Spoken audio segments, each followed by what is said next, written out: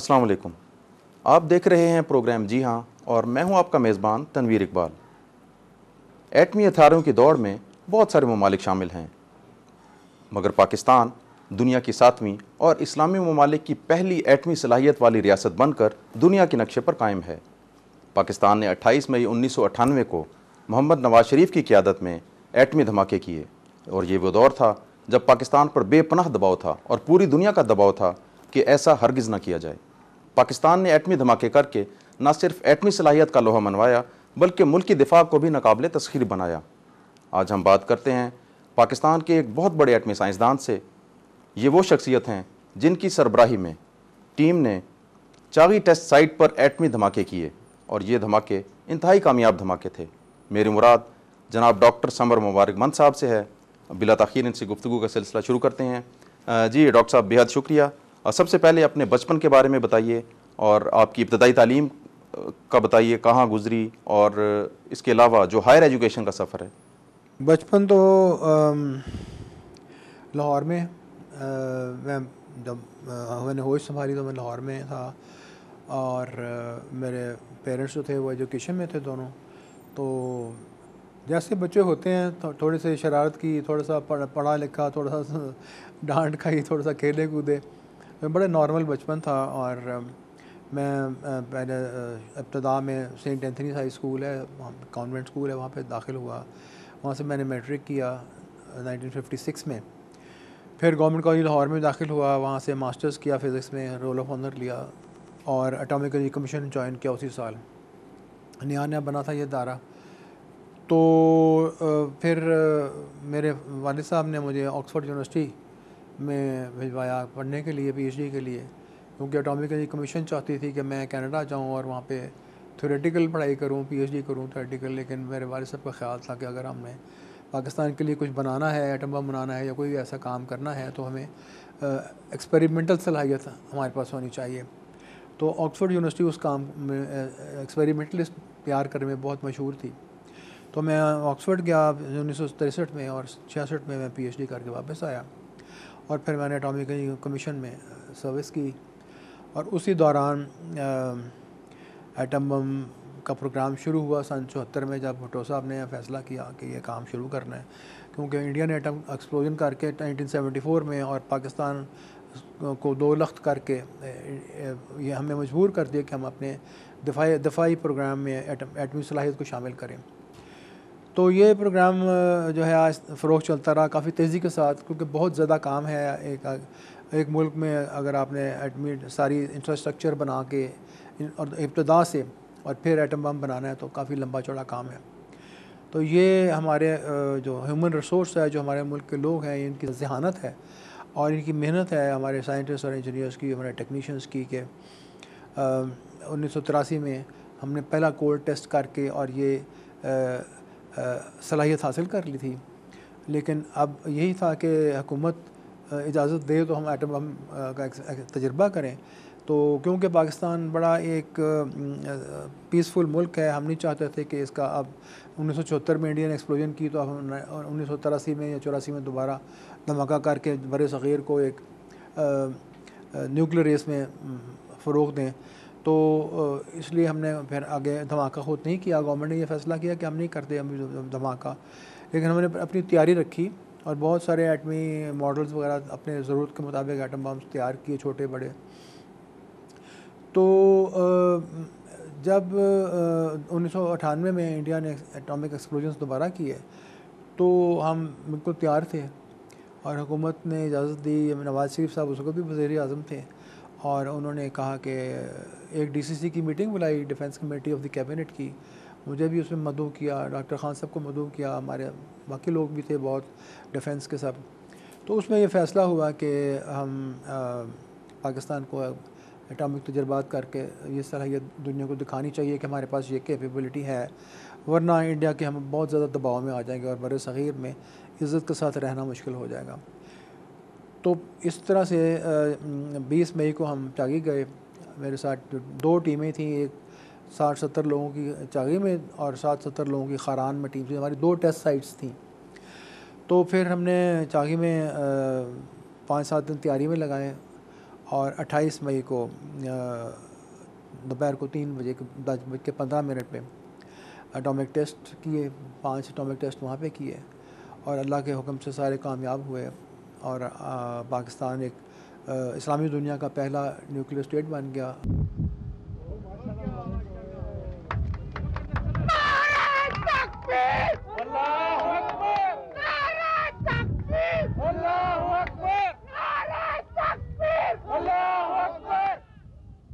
और दुनिया का 7वां न्यूक्लियर स्टेट बन गया। और फिर 30 मई को हमने एक और एटॉमिक टेस्ट किया, ख़ास वो छोटे साइज़ का एटम बम था जो आज हमारी शाहीन 1 मिसाइल में भी लगता है वो, तो वो हमने वहाँ खारान में उसको टेस्ट किया और वो भी बहुत कामयाब रहा। तो इस तरह से ये 6 टेस्ट के साथ पाकिस्तान ने एक ऐसी सलाहियत दुनिया को दिखा दी, गो कि हमें पहले से ख्याल था कि हमने हासिल कर ली है 1983 में, लेकिन ये ऐसी सलाहियत दुनिया को दिखा दी कि हम एक न्यूक्लियर स्टेट बन गए हैं फुल फ्लैश। तो ये तो एटमी प्रोग्राम का सफ़र है। इसके बाद फिर मिसाइल प्रोग्राम शुरू हुआ। जी डॉक्टर साहब, जब इंडिया ने धमाके कर दिए तो बेपनाह दबाव था, बैन अल-अक़वामी दबाव भी था और इंटरनल दबाव था कि आप धमाके करें। उस वक्त यकीनी तौर पे आप लोगों पे भी बहुत ज़्यादा दबाव था, तो वो क्या सूरत हाल थी, आप उसको किस तरह से देखते हैं? जब इंडिया ने धमाके किए तो उस वक़्त हुकूमत थी बीजेपी की और उनके वज़ीर आज़म थे वाजपेयी साहब, और इन्होंने धमाके के बाद अपनी पार्लियामेंट में एक तकरीर की, 13 मई थी, और उस तकरीर में उन्होंने 3-4 चीज़ें कहीं जो पाकिस्तान स्पेसिफ़िक थी। खैर, एक तो उन्होंने ये कहा कि हमने एटम बम चला लिया और हमने हाइड्रोजन बम भी चला लिया और हमने बड़ा कुछ कर लिया। गो कि हाइड्रोजन बम की पूरी दुनिया ने तस्लीम नहीं किया कि उन्होंने वो तजुर्बा उनका कोई हुआ है कामयाब। तो उन्होंने ये कहा कि पाकिस्तान और इंडिया के दरमियान अब कश्मीर का मसला नहीं रहा, क्योंकि अब आज के बाद सारा कश्मीर हमारा है। ये एक बात उन्होंने कही। दूसरी बात उन्होंने कही कि पाकिस्तान की जो दफ़ा है वो अब हमारे ज़िम्मे है। अब इंडिया जो है वो पाकिस्तान की दफ़ा वो करेगा, पाकिस्तान को फ़ौज रखने की ज़रूरत नहीं है, पाकिस्तान को अपने कोई दफ़ाई प्रोग्राम पे पैसे खर्च करने की ज़रूरत नहीं है। हम अब एक एटमी ताकत हैं और हम ये सारा काम खुद कर सकते हैं, पूरे बर-ए-सग़ीर की दफ़ा हम कर सकते हैं। तीसरी बात उन्होंने यह की कि पाकिस्तान की जो ट्रेड पॉलिसीज़ है, पाकिस्तान ने जो दुनिया में एक्सपोर्ट करनी है कोई चीज़ या कोई चीज़ इंपोर्ट करनी है, वो भी इंडिया डिक्टेट करेगा कि क्या आपने, यानी कि इन शॉर्ट वो पाकिस्तान को टोटली एक स्लेव मुल्क बनाना चाह रहे थे और ये उनके जहन में बात थी। तो किसी ने असेंबली में से मुझसे कहा कि जी पाकिस्तान भी एटम बम चला देगा, आपने चलाया? तो कहने लगे पाकिस्तान के पास अगर एटम बम होता तो वो चला देते, उनके पास कुछ नहीं है, वो सिर्फ एक झूठा प्रोपेगेंडा जो वो करते रहे हैं और उनकी एटॉमिक एनर्जी कमीशन इतने साल से बजट लेके खाती रही है, लेकिन उनके पल्ले कुछ नहीं है। तो ये उनका उस वक्त था स्टांस। और ये सुनने के बाद पाकिस्तान में भी हुकूमत सरगर्म हो गई और मुझे नवाज़ शरीफ साहब ने 13 मई को ही बुलाया प्राइम मिनिस्टर हाउस में, क्योंकि एटॉमिक एनर्जी के चेयरमैन जो थे वो उस वक्त अमेरिका में थे और वो तबीयत ख़राब थी, अस्पताल में थे। तो मैं नंबर 2 था एटॉमिक एनर्जी में, तो मुझे उन्होंने बुलाया और बुलाकर शाम का वक्त था, तो उन्होंने साथ उनके प्रिंसिपल सेक्रेटरी थे सईद मेहदी साहब, हम 3 ही थे। तो उन्होंने कहा कि अब इंडिया ने धमाके किए हैं तो हमें क्या करना चाहिए। तो मैं बड़ा खुश हुआ कि मुझसे मशवरा पूछ रहे हैं, तो मैंने फिर बता दिया। मैंने कहा जी देखें, ये कुछ उन्होंने कहा है और अगर आपने बर-ए-सग़ीर में एक इंडिपेंडेंट मुल्क की हैसियत से रहना है तो फिर आपको ये धमाके करने होंगे और आपको एट पार उनके साथ आना पड़ेगा।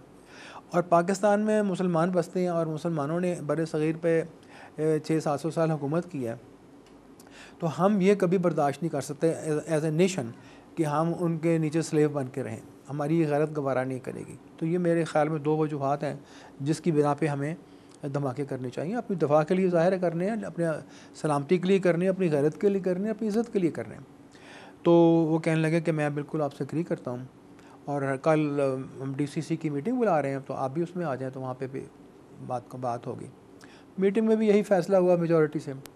फिर कोई 5-7 दिन जो थे वो इसलिए लिए गए कि अपने दोस्त ममालिक को बता दिया जाए कि हम ये धमाका करने चाहते हैं। तो जिस वक्त जाना था एटॉमिक टेस्ट करने के लिए, 20 तारीख को हमने जागी थी, अपनी टीम को मैंने शिफ्ट करना था, तो उस दिन शाम को फिर एक उनसे मुलाकात हुई और उन्होंने ये कहा कि अब आप जितनी जल्दी हो सके तैयारी करके ये आप काम करें और आप कामयाबी से कर सकते हैं, कोई फेल तो नहीं हो जाएंगे। तो मैंने कहा जी कि हम तो हमारा ईमान है कि हम तो पूरी कोशिश कर सकते हैं और जो कामयाबी है वो अल्लाह ताला के अपने हाथ में है, तो अल्लाह ताला से हम दुआ करते हैं, आप भी दुआ करें। तो मुझे उन्होंने थोड़ा सा कहा कि देखें अगर आप एटॉमिक टेस्ट में फ़ेल हो गए तो पूरी दुनिया के आगे पाकिस्तान की बहुत जग हसाई होगी और हमारी जितनी तनसीबात हैं एटॉमिक तनसीबात, इंडिया उनको तबाह कर देगा। तो ये तो एक मेरे पे एक्स्ट्रा प्रेशर डल गया, लेकिन बहरहाल प्रेशर तो अल्लाह ताला इंसान में हिम्मत देता है, वो बर्दाश्त करता अगर कोई काम करना हो। तो बस ये हम लेकर अपनी टीम को फिर गए 20 तारीख को और चागी पहुँचे और फिर आगे को बड़ी रिगरस डिटेल तैयारी थी, बड़ा हैवी काम था वो, दिन और रात 20-20 घंटे काम करके हमने तैयार किया।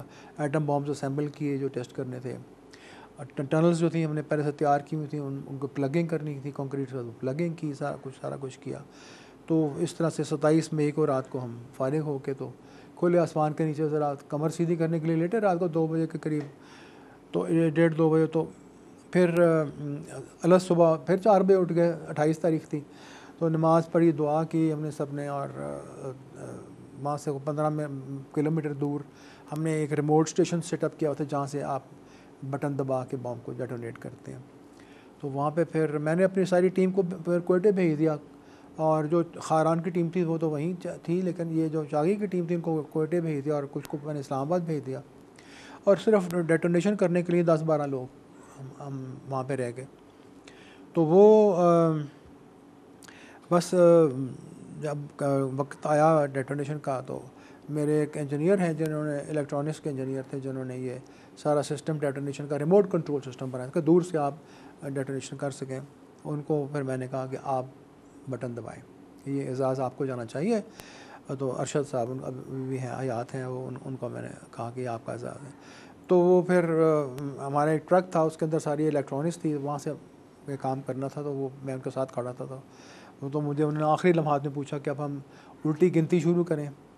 तो मैंने कहा नहीं, गिनती शुरू नहीं करनी उल्टी, आप वेस्ट के तरीके ना अपनाएं, आप अल्लाह अकबर कह के और दबा दें बटन। तो उन्होंने बिस्मिल्लाह करके अल्लाह अकबर ज़ोर से कहा कि बटन दबा दिया, इसीलिए उसको हम यौम तकबीर भी कहते हैं। और बस वो उसके बाद फिर वो टाइम 30-35 सेकंड गुजरे, तो वो हमें पता था कंप्यूटर भी कुछ टाइम लेता है, और उसके 35 सेकंड के बाद हमने पहाड़ की तरफ देखना शुरू किया तो कुछ भी नहीं हुआ। तो वो हमारे लिए लम्हात बहुत मुश्किल थे। तो 5 सेकंड हमें और इंतज़ार करना पड़ा। उसके बाद एक बहुत ज़ोरदार ज़लज़ला आया, और ज़लज़ले के साथ ये चीज़ हमें अयां हो गई कि अब हमारा टेस्ट कामयाब हो गया। उसके बाद फिर पहाड़ ने रंग बदलना शुरू किया।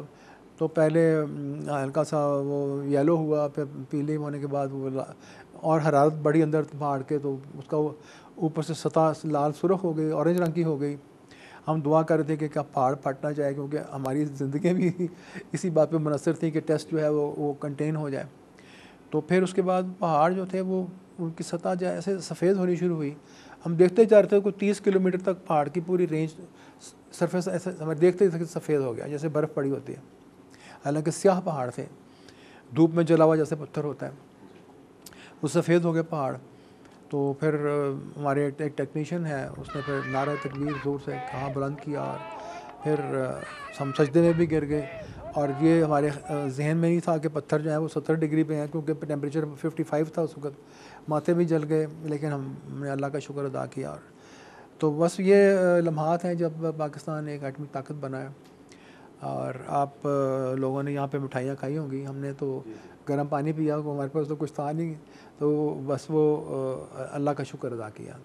तो उसके बाद फिर मेरे बहुत सारे साथी जल्दी से गाड़ियाँ वाड़ियाँ लेके, जीप लेके वो सुरंग के मुंह पे चले गए, वो 15 किलोमीटर जो फासला है, कि हम जाके देखें क्या हुआ है।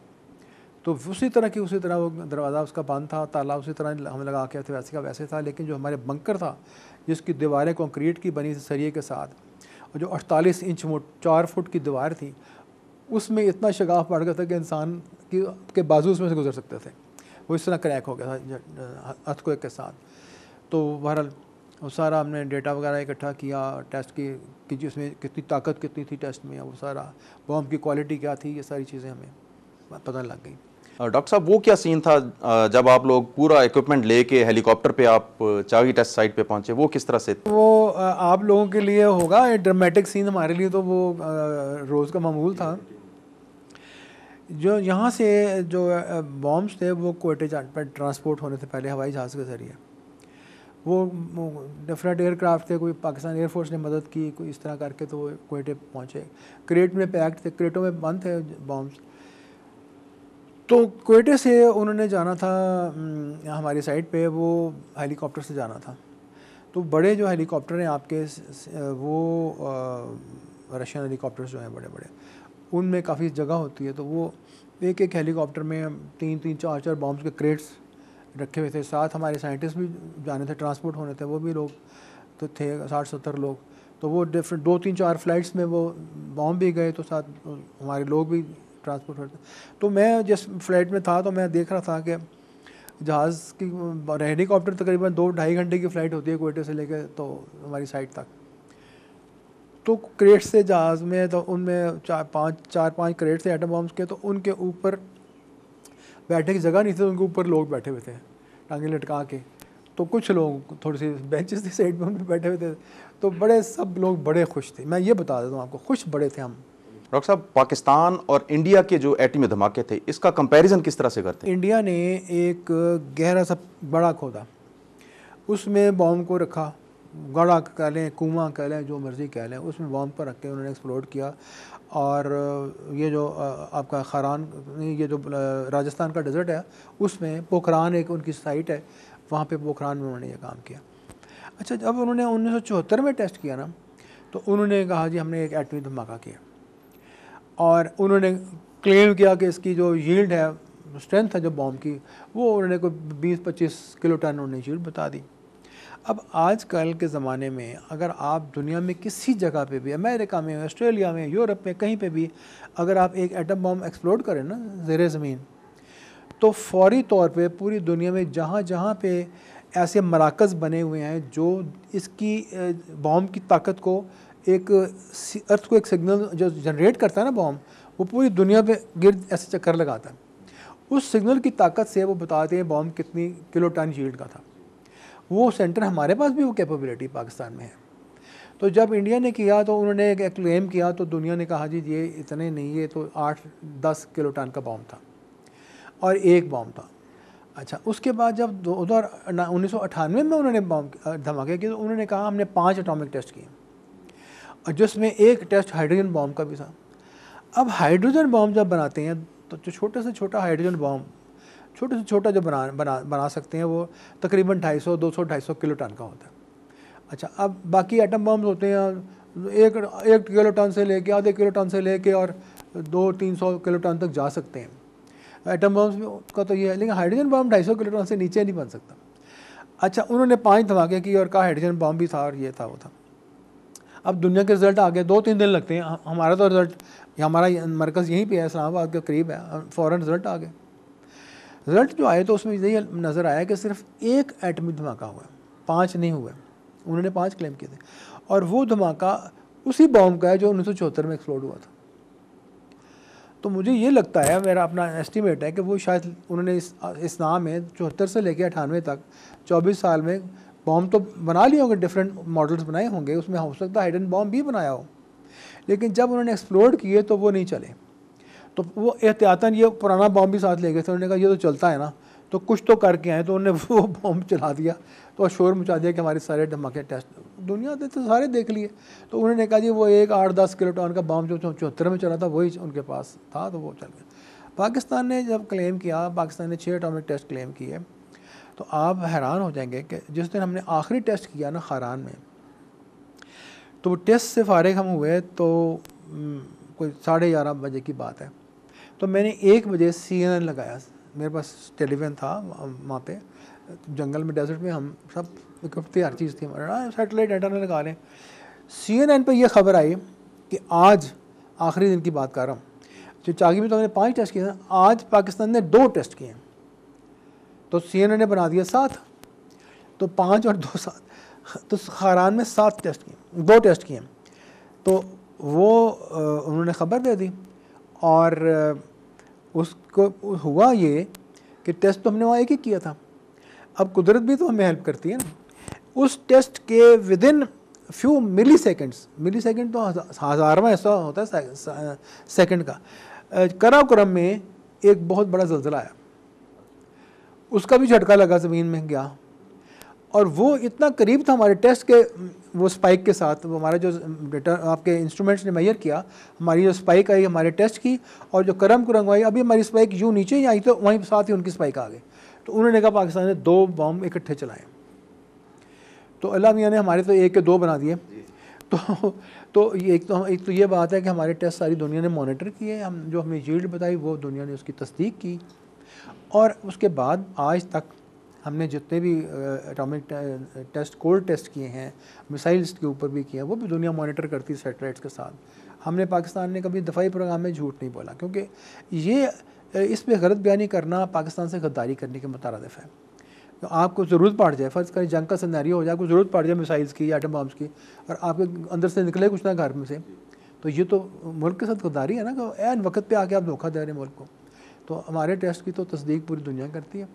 और आज अगर आप असेसमेंट देखें world association of atomic scientist को, या वाशिंगटन पोस्ट की रिपोर्ट्स को, या जेम्स डिफेंस वीकली की रिपोर्ट्स को, असेसमेंट्स को, कहीं से भी आप देख लें उठा के नेट के ऊपर, सब लोग यही यूनिवर्सली कहते हैं कि पाकिस्तान का प्रोग्राम और इंडिया का प्रोग्राम कोई मुआवजा ही नहीं है। इंडिया का प्रोग्राम बहुत पीछे रह गया, पाकिस्तान का प्रोग्राम जो है वो बहुत आगे निकल गया। डॉक्टर साहब, पाकिस्तान के मिज़ाइल प्रोग्राम की आप बात करते हैं, मिज़ाइल प्रोग्राम पाकिस्तान का कब शुरू हुआ, और अब इस वक्त हम मिज़ाइल टेक्नोलॉजी में किस स्टेज पे खड़े हैं? 1995 में हमने एक कोई तजुर्बा किया कोल्ड टेस्ट एटॉमिक बम का।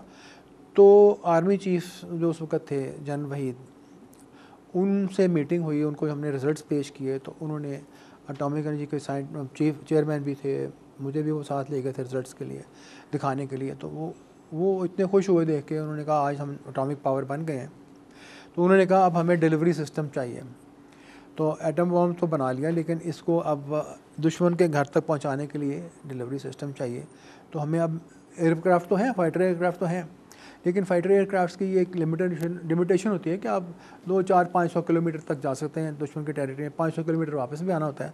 तो उनके साथ फ्यूल इतना ज़्यादा नहीं होता कि वो, इंडिया एक बड़ा मुल्क है ना, कई हज़ार किलोमीटर डीप है, तो वहाँ तक आखिरी सिरे तक उनके हमारी जहाज़ों की पहुँच नहीं होती। तो मिसाइल बनाने के लिए उन्होंने कहा, और उन्होंने ये कहा मुझे कि आप मिसाइल प्रोग्राम को लॉन्च करें और आप पाकिस्तान के लिए मिसाइल बनाएं। इस सारे काम के लिए एक इदारा बना जिसको नेस्कॉम कहते हैं, और मैं नेस्कॉम का पहला फाउंडिंग चेयरमैन हूँ।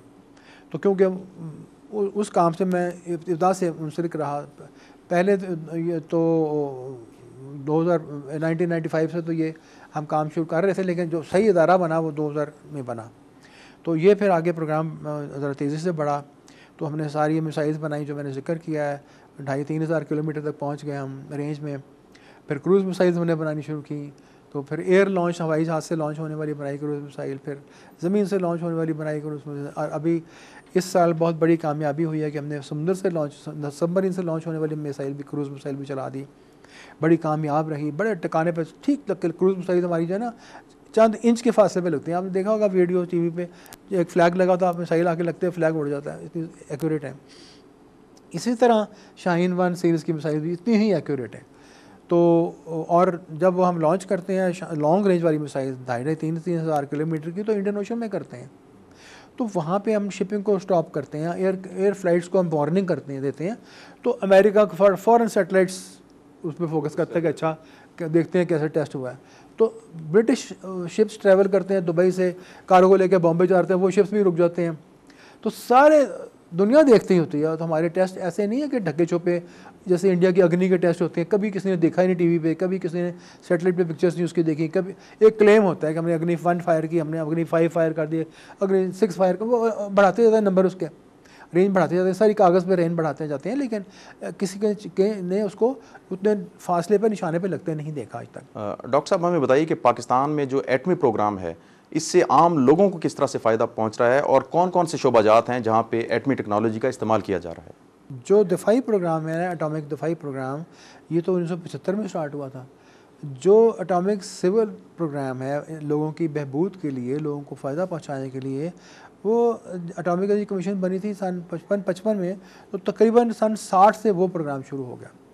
पहले 4-5 साल तो हम मैन पावर को ट्रेन करते रहे, लेकिन 1960 के बाद पाकिस्तान में बड़े बड़े अस्पतालों में, बड़े बड़े शहरों में न्यूक्लियर मेडिकल सेंटर्स बनने शुरू हुए, जहाँ पे कैंसर की तशख़ीस होती है, हार्ट प्रॉब्लम्स की तशख़ीस होती है रेडियो एक्टिव टेक्निक्स के ज़रिए, और इलाज भी होता है। केमोथेरेपी पहले हमने शुरू की थी, सबसे पहले एटॉमिक एनर्जी कमीशन ने, और फिर रेडिएशंस के साथ इलाज करते हैं, और उसके अलावा फिर रेडियो एक्टिव आइसोटोप्स की एप्लीकेशंस एग्रीकल्चर में पाकिस्तान ने की। हमने बहुत बड़े बड़े 4-5 एग्रीकल्चर सेंटर्स बनाए, फैसलाबाद में हैं 2, और फिर यहाँ तरनाब के पास है, फिर टंडोजाम में हैं, फिर इस तरह से पाकिस्तान में बहुत जगह फैले हुए हैं। और ये सेंटर्स जो हैं वो इन टेक्निक्स के साथ वैराइटीज़ ऑफ कॉटन और वैराइटीज़ ऑफ वीट और वैराइटीज़ ऑफ और फूड ग्रेन्स जो हैं, मकई और चावल और ये वो, उनको इम्प्रूव वैराइटीज़ प्रोड्यूस करते हैं। क्योंकि ये देखिए कि तापकारी से आप एक ये जो दाना है गंदम का, इसकी जीन को चेंज कर सकते हैं, ये कॉटन के बीज की जीन को चेंज कर सकते हैं, और वो चेंज करके फिर उसको आप जब प्लांट करके दोबारा उगाएं तो आप उसकी देखते हैं यील्ड कैसी है। तो वो अगर वो यील्ड आपके 50 पौधे लगें और उनकी यील्ड जो है वो पहले से बेहतर हो जाए, तो आप उनसे बीज लेके फिर उसको फ़रोग देते हैं ज़मींदारों में बांट के। तो ये जब आप रेडिएशन से एक्सपोज करते हैं, जीन में ख़राबी भी आ सकती है और बेहतरी भी आ सकती है। तो आप वो लेबॉरेटरी स्केल पे देख लेते हैं, जिन पौधों से बेहतरी आई है उनसे फिर आप सीड मल्टीप्लिकेशन करके और किसानों में बांटते हैं। तो इसलिए हमने बहुत ये काम इस ज़मीन में भी किया है। और फिर उसके बाद आपको पता है कि मुल्क में बिजली का क्राइसिस आज से नहीं है, बहुत पहले से है। तो ये एटॉमिक एनर्जी कमीशन ने फोरसी करके रिपोर्ट्स के ज़रिए हुकूमत को आगाह कर दिया था 1970 में कि सन 2000 तक पाकिस्तान में बिजली की शॉर्टेज हो जाएगी, और इसलिए उसके इलाज के लिए हमें चाहिए कि हम बहुत सारे न्यूक्लियर रिएक्टर्स जो हैं, जो बिजली बनाते हैं न्यूक्लियर टेक्नोलॉजी से, वो लगाने शुरू करें इस मुल्क में, ताकि बिजली का जो फुकदान है वो उसका बंदोबस्त किया जा सकता है। तो हुकूमत ने तो ख़ास इसको तवज्जो उस वक्त नहीं थी, अयूब खान साहब की हुकूमत थी, और उनको ये एडवाइस किया गया कि जी ये क्या एटॉमिक एनर्जी वाले अपनी इजारादारी कायम करना चाह रहे हैं, हम इतने डैम्स हैं बिजली, उन्होंने तरबेला से बना लिया, हमने मंगला से बना लिया, और डैम लगा लेंगे, बिजली बहुत, हमारे पास बिजली बहुत है। जिस वक्त हमने रिपोर्ट लिखी थी उस वक्त तो बिजली वाकई बहुत थी, लेकिन वही हुआ कि 2000 तक लोड शेडिंग शुरू हो गई, तरबेला के बाद और डैम भी कोई नहीं बना। तो वो फिर एटॉमिक प्रोग्राम को फिर तवज्जो देनी पड़ी हुकूमत को, और हमने 1990 में पहला चश्मा में पावर प्लांट जो कमीशन किया, लगाना शुरू किया, और फिर 2000 में कमीशन हुआ। फिर उसके बाद फिर चश्मा 2 रिएक्टर 2 कमीशन हुआ, फिर 3 और 4, 3 तो अब तकरीबन कमीशन होने वाला है, तो उसके टेस्ट ट्रायल्स हो रहे हैं, 4 भी कमीशन होने वाला है इस साल के आखिर तक। तो ये 4 रिएक्टर्स तो चश्मा में कमीशन हो जाएंगे, चल रहे हैं कुछ, और कुछ बाकी के भी कमीशन हो जाएंगे। तो ये भी बिजली बना रहे हैं आपके लिए। और कराची का जो न्यूक्लियर पावर प्लांट 1969 से चल रहा है, वो आज तक चल रहा है, वो भी बिजली बना रहा है। और उसके अलावा फिर तो बड़े रिएक्टर्स हमारे कराची में और कैनब के करीब लग रहे हैं, वो दोनों बहुत बड़े बड़े रिएक्टर्स हैं। वो एक रिएक्टर चश्मा की 4 प्लांट्स के बराबर है। तो 2 वो रिएक्टर्स जो हैं वो भी, उन पर भी काम शुरू है। तो सन 2021-22 तक ये सारे पावर प्लांट्स जो हैं नेशनल ग्रिड पे आ जाएंगे, और उम्मीद है कि और भी मुजफ्फरगढ़ में भी रिएक्टर्स का प्लान है और नई लगने का, और भी इस तरह के बड़े बड़े प्लांट्स लगने शुरू हो जाएंगे। तो ये सारा कुछ जो है ये एक peaceful application of nuclear technology है, जैसे आपने पूछा, और इस पे हम बहुत इब्तिदा से काम कर रहे हैं, और इस पे आज भी काम हो रहा है। और न्यूक्लियर मेडिकल सेंटर्स तो आज पाकिस्तान में तकरीबन 14-15 ऑपरेट कर रहे हैं। तो गिलगित से लेकर और कराची तक सब जगह, बड़े शहरों में, छोटे शहरों में, सब जगह पे है। पाकिस्तान का एटमी प्रोग्राम मुल्क की दिफा की ज़मानत है। हम डॉक्टर समर मुबारकमंद समेत दीगर एटमी साइंसदानों को और एटमी प्रोग्राम पर काम करने वाले तमाम अमले को खराज तहसीन पेश करते हैं। पाकिस्तानी अफवाज का किरदार भी काबिल तारीफ़ है, क्योंकि उनके ज़िम्मे एटमी हथियारों की हिफाजत है। पाकिस्तान एक पुरअमन मुल्क है, मगर हमारी शराफत को कमज़ोरी ना समझा जाए। अपने मेज़बान तनवीर इकबाल और जी हाँ की पूरी प्रोडक्शन टीम को दीजिए इजाज़त। अल्लाह निगहबान।